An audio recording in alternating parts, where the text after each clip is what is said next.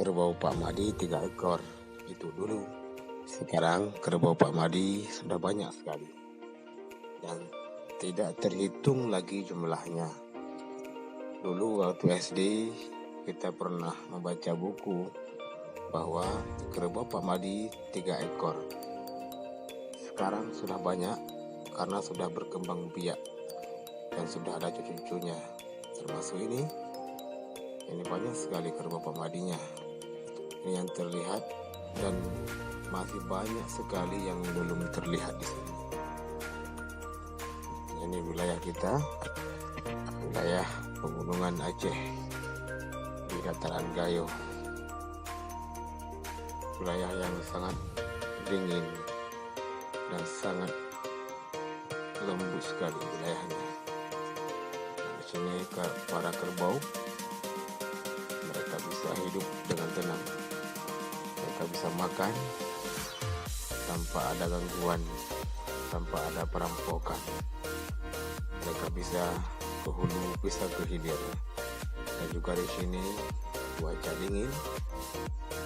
Para kerbau juga bisa mandi di sungai dengan sangat senang sekali mereka. Nah, bagaimana kekompakan mereka? Kompaknya mereka luar biasa. Belum ada yang bisa menandinginya. Dan tidak ada di antara kerbau-kerbau ini yang berkelahi ataupun yang bersikukuh antara sesamanya. Mereka berjalan dengan begitu nyaman sekali. Yang tinggal di belakang pun itu luar biasa. Jalan yang sangat indah, aspal, dan juga ada garis-garis kuning. Namun jalan ini sangat sepi sekali. Kenapa sepi? Karena jauh sekali dari perumahan penduduk. Walaupun kemudian kita harus hati-hati untuk menelusuri jalan ini. Ini jalan merupakan jalan yang sangat jauh dan sangat sunyi.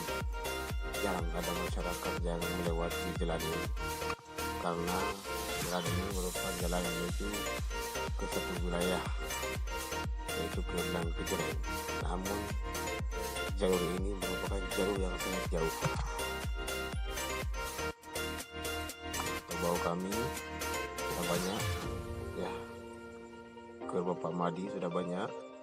Dulu ya 3 ekor, sekarang udah ribuan ekor. Ya, terima kasih kepada semuanya. Semoga kami berjaya